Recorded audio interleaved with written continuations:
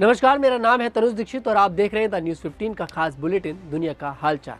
रोज के इस कार्यक्रम में आज हम बात करेंगे यूएस के साथ बड़ी डील करेगा ताइवान, चीन को लगा झटका। इजराइल गाजा युद्ध को लेकर मुस्लिम देशों का सम्मेलन। जीतने के बाद ही ट्रंप ने अवैध प्रवासियों पर लिया बड़ा फैसला। चीनी लोगों पर हमले के बावजूद चीन देगा पाकिस्तान का साथ। अजरबैजान में शुरू हुई वैश्विक जलवायु वार्ता COP29। ये तो थी आज की सुर्खियां और जाते जाते आज के अजब गजब समाचार में हम बात करेंगे चीन के एक अनोखे त्योहार के बारे में जिसमें लोग खूब शॉपिंग करते हैं। अब डालेंगे दुनिया पर नजर और सुनेंगे खबरें विस्तार से। चीन हमेशा से ताइवान पर कब्जा हासिल करना चाहता है, इसलिए वह कई सालों से ताइवान को घेरने की कोशिश कर रहा है। पर अब ताइवान, जो कि हमेशा से चीन से रक्षा के लिए अमेरिका की ओर देखता है, उसने अमेरिका की तरफ एक दोस्ती का हाथ बढ़ाया है। पूरी दुनिया को पता है कि चीन को लेकर ट्रंप के मिजाज हमेशा से तल्ख रहते हैं। ऐसे में ट्रंप का दूसरी बार अमेरिका का राष्ट्रपति बनना ताइवान के पक्ष में काम करेगा और ताइवान को पता है कि ट्रंप के कार्यकाल में उसकी अमेरिका से हथियारों की अच्छी डील हो सकती है। ऐसे में ट्रंप को खुश करने के लिए ताइवान एक बड़े डिफेंस पैकेज का सौदा लेकर अमेरिका के पास जा सकता है। हालांकि चीन ऐसा बिल्कुल नहीं होने देना चाहता है, क्योंकि अगर दूसरे कार्यकाल में ट्रंप का झुकाव ताइवान की ओर ज्यादा रहा तो यह उसके लिए चिंता की स्थिति खड़ी कर सकता है। दूसरी तरफ ताइवान सरकार के उच्च अधिकारी दबे मुंह बड़ी डिफेंस डील की बात कर रहे हैं, लेकिन सरकार आधिकारिक तौर पर कुछ भी बताने से बचती हुई नजर आ रही है। हाल ही में ताइवान राष्ट्रपति लाई चिंग ते की प्रवक्ता कैरिन कुओ ने इस बात की पुष्टि की है कि ट्रंप की टीम और ताइवान के उच्च अधिकारी किसी रक्षा पैकेज पर बातचीत कर रहे हैं, पर उन्होंने डिफेंस डील की बात नहीं की। इसकी जगह पर उन्होंने ये कहा कि ताइवान व आसपास के क्षेत्र में चीन की ओर से लगातार बढ़ते सैन्य खतरे का सामना करते हुए हम और आसपास के अन्य देश अपनी सुरक्षा को लगातार मजबूत करने की कोशिश कर रहे हैं। पर ट्रंप की टीम की ओर से इस बात पर कोई प्रतिक्रिया नहीं दी गई। हालांकि इस विषय को लेकर अमेरिका में स्थित चीनी दूतावास ने अपनी प्रतिक्रिया जरूर जाहिर की है। उन्होंने कहा है कि अमेरिका को ताइवान को हथियार बेचना बंद कर देना चाहिए। ताइवान और अमेरिका के इस डील पर नजर रखने वाले कुछ लोगों का कहना है ट्रंप की सत्ता स्थापित होने के बावजूद ताइवान अमेरिका से लॉकहीड मार्टिन जहाज और एक एयरबोर्न रडार सिस्टम की मांग कर सकता है। इसी के साथ ही ताइवान कुछ मिसाइल और F-35 फाइटर जेट्स के बारे में भी बात कर सकता है। ट्रंप के पिछले कार्यकाल का हिस्सा रह चुके एक पूर्व अधिकारी का मानना है कि ताइवान अमेरिका से एक ऐसा पैकेज लेने की सोच रहा है जो यह दिखा सके कि ताइवान अपनी रक्षा के मामले में गंभीर है।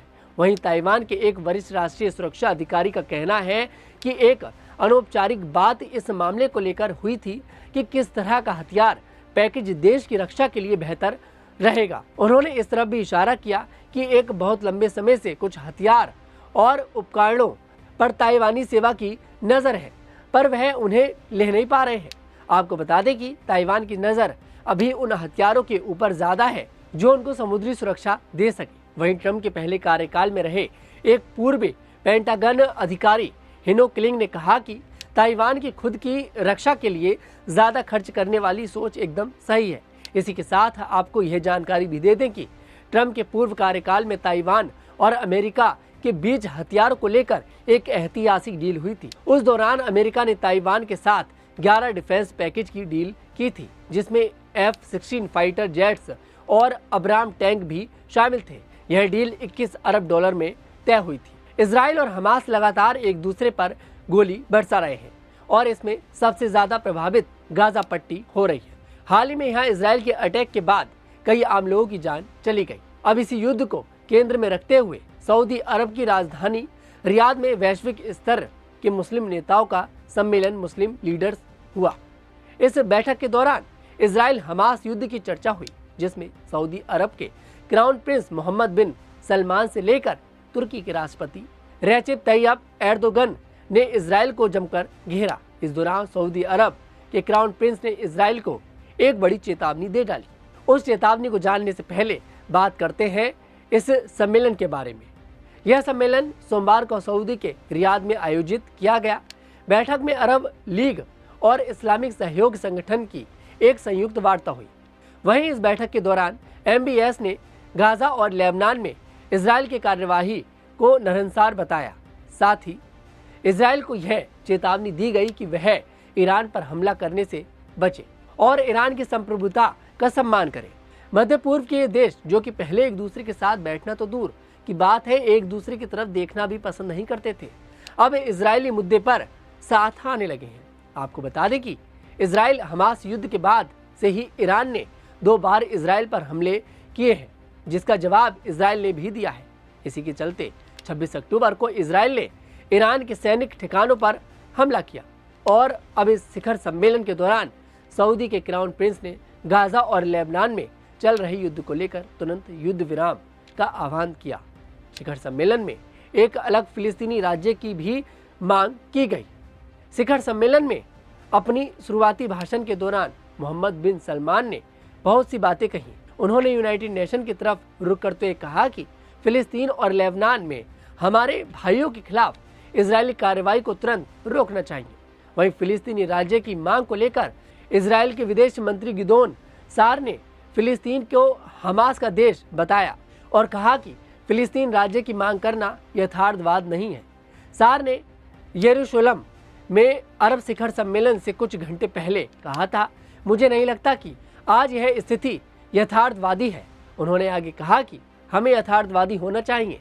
वहीं इजराइल हमास युद्ध के 1 साल से अधिक समय बाद अरब और मुस्लिम नेता रियाद में जमा हुए। इस सम्मेलन को अमेरिका के नवनिर्वाचित राष्ट्रपति डोनाल्ड ट्रंप को संदेश भेजने के अवसर के रूप में देखा जा रहा है। शिखर सम्मेलन ने तुर्की के राष्ट्रपति रेचेप तैयप एर्दोगन ने गाजा में चल रहे नरहंसार के मुद्दे पर मुस्लिम देशों की ओर से प्रतिक्रिया की कमी की आलोचना की और आरोप लगाया कि कुछ पश्चिम देश पूरी तरह से इजराइल का समर्थन कर रहे हैं। इस दौरान एर्दोगन ने जोर देकर कहा, इजराइल का लक्ष्य गाजा में बसना, पूर्वी यरूशलेम समेत पश्चिम तट से फिलिस्तीनियों को हटाना और अतः इस क्षेत्र को अपने में मिलाना है। इस लक्ष्य की ओर धीरे धीरे इजराइल आगे बढ़ रहा है और हमें इसे रोकना चाहिए। पूरी दुनिया को पता है कि ट्रंप के जीतने के पीछे का सबसे बड़ा मुद्दा अवैध प्रवासियों को लेकर है। उन्होंने अपने चुनावी प्रचार के दौरान भी खुले तौर पर इसकी कई बार बात की और अब जीतने के बाद उनका सबसे बड़ा फैसला इसी पर आ रहा है। उन्होंने एक बात साफ कर दी है, उनका सबसे पहला काम अमेरिका में अवैध तरीके से रह रहे प्रवासियों का डिपोर्टेशन होगा और अब ट्रंप अपनी टीम का गठन करने में लगे हुए हैं। इसी तर्ज पर उन्होंने टॉम होमन को बॉर्डर जार की जिम्मेदारी दी है। ऐसे में सवाल उठता है कि आखिर बॉर्डर जार आखिर है क्या। उससे पहले बात कर लेते हैं टॉम होमन की। टॉम होमन 2016 में भी डोनाल्ड ट्रंप की सरकार में शामिल थे। वह ट्रंप की इमिग्रेशन नीतियों का चेहरा थे और अब अमेरिका के पूर्व इमिग्रेशन एवं सीमा शुल्क प्रवर्तन निदेशक टॉम होमन को ट्रंप ने बॉर्डर जार के तौर पर नियुक्त किया है। वह अमेरिका सीमाओं की रक्षा के प्रभारी होंगे। इस बात की जानकारी ट्रंप ने अपने सोशल मीडिया पोस्ट के जरिए दी। उन्होंने लिखा कि मुझे यह ऐलान करते हुए खुशी हो रही है कि पूर्व आईसीई निदेशक और सीमा नियंत्रण के दिग्गज टॉम होमन हमारी सरकार में शामिल होंगे और देश की सीमाओं की जिम्मेदारी संभालेंगे। इनमें दक्षिण सीमा, उत्तरी सीमा, सभी समुद्री और एविएशन सिक्योरिटी शामिल है। ऐसे में आपको बता देते हैं कि बॉर्डर जार आखिर है क्या। डोनाल्ड ट्रंप ने राष्ट्रपति चुनाव प्रचार के दौरान हमेशा अवैध प्रवासियों की डिपोर्टेशन की बात की। ऐसे में राष्ट्रपति पद संभालने के बाद उनका सबसे पहला काम अमेरिका में अवैध तरीके से रह रहे प्रवासियों का डिपोर्टेशन होगा। इसे इतिहास का सबसे बड़ा मास डिपोर्टेशन कहा जाएगा। ट्रंप ने अपने इसी मुद्दे को पूरा करने के लिए टॉम होमन को यह जिम्मेदारी दी है। ट्रंप का इस बार फोकस अमेरिका में अवैध रूप से आने वालों को रोकने पर ही होगा और वो अब नियुक्त करते वक्त ऐसे लोगों को चुन रहे हैं जो उनके प्लान को सख्ती से लागू कर सकें। आपको बता दें कि ट्रंप प्रशासन में होमन की भूमिका पहले भी विवादों में रही है। दरअसल 2018 में ट्रंप के कार्यकाल में अमेरिका मैक्सिको सीमा पर 5,500 से अधिक बच्चों को उनके माता पिता से अलग कर दिया गया था। इस कदम की बड़े पैमाने पर आलोचना हुई थी। इस व्यापक विरोध के बाद इस पॉलिसी को बीच में ही रोक दिया गया था, लेकिन होमन उस समय भी सख्त इमिग्रेशन नियमों की जरूरत की पैरवी करते रहे थे। होमन ट्रंप की इमिग्रेशन नीतियों की खुलकर तारीफ करते रहे हैं, जिसमें प्रोजेक्ट 2025 भी शामिल है। यह एक ऐसा खाका है जिसका उद्देश्य संघीय सरकार की नीतियों में सुधार करना है, जिसमें कड़े इमिग्रेशन नियंत्रण उपाय शामिल है। पाकिस्तान में आए दिन वहां पर काम कर रहे चीनी लोगों पर आतंकवादी हमले हो रहे हैं और हाल ही में इन हमलों में बढ़ोतरी हुई है। फिर भी चीन का कहना है कि वो आतंकवाद के खिलाफ लड़ाई में पाकिस्तान के साथ रहेगा। यह बयान चीनी विदेशी मंत्रालय के प्रवक्ता लिन जियान का है और यह बयान ऐसे समय पर आया है जब आए दिन पाकिस्तान में काम कर रहे चीनी वर्करों पर आतंकी हमले बढ़ गए हैं। आपकी जानकारी के लिए बता दें कि हाल ही में कराची में एक झगड़े में सिक्योरिटी गार्ड की गोली लगने से 2 चीनी नागरिक घायल हो गए थे। वहीं जियान का यह भी कहना है कि विदेशों में रह रहे चीनी नागरिक अलग अलग प्रोजेक्ट्स पर काम कर रहे हैं। चीनी वर्कर्स की सुरक्षा को लेकर प्रतिबद्ध है, लेकिन चीनी वर्कर्स पर हमले थमने का नाम नहीं ले रहे हैं। चीन अपने लोगों की सुरक्षा के लिए पाकिस्तान पर दबाव डाल रहा है। साथ ही जियान का ये भी कहना चाहते हैं कि दोनों देशों के संबंध बिगाड़ने की कोशिश करने वाले आतंकियों को इसकी कीमत चुकानी पड़ेगी। दोनों देशों के बीच विश्वास और सहयोग को कमजोर करने की कोई भी सफल नहीं होगी। पाकिस्तान में इस वक्त चीन पाकिस्तान इकोनॉमिक कॉरिडोर प्रोजेक्ट पर हजारों चीनी वर्कर्स काम कर रहे हैं। इस प्रोजेक्ट से बलूच लड़ाके नाराज हैं। उनका आरोप है कि चीन और पाकिस्तान उनके संसाधनों का दोहन कर रहे हैं। इसी कारण चीनी वर्कर्स पर बलूच लड़ाकों के हमले तेज हो गए। चीन इस प्रोजेक्ट पर 60 अरब डॉलर खर्च कर रहा है।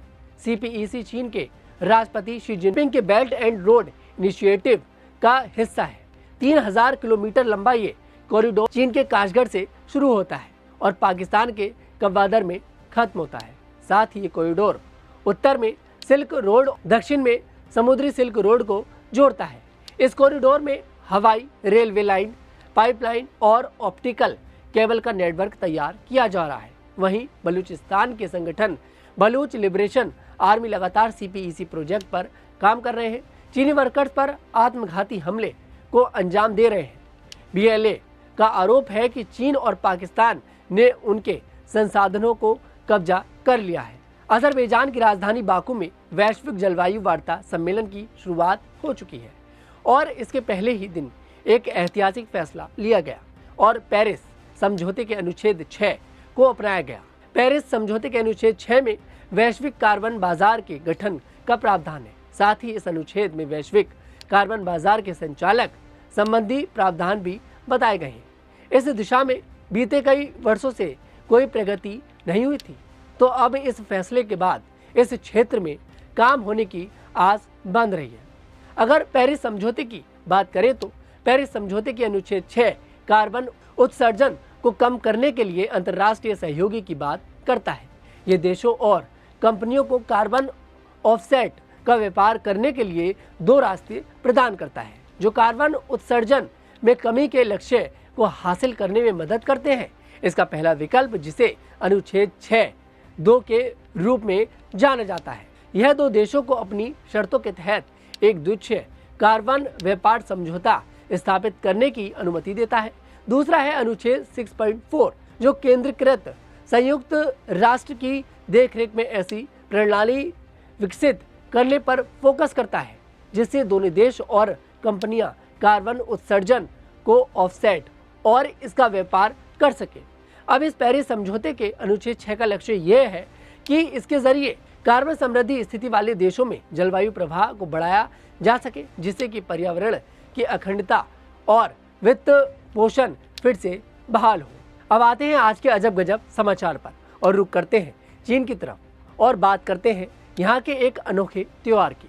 पूरे विश्व में 14 फरवरी को वैलेंटाइन डे के रूप में मनाया जाता है, पर उसी के उल्टे 11 नवंबर को चीन में हर साल सिंगल डे के रूप में मनाया जाता है और चीन के कई शहरों में सिंगल डे को अलग अलग तरीके से मनाया भी जाता है।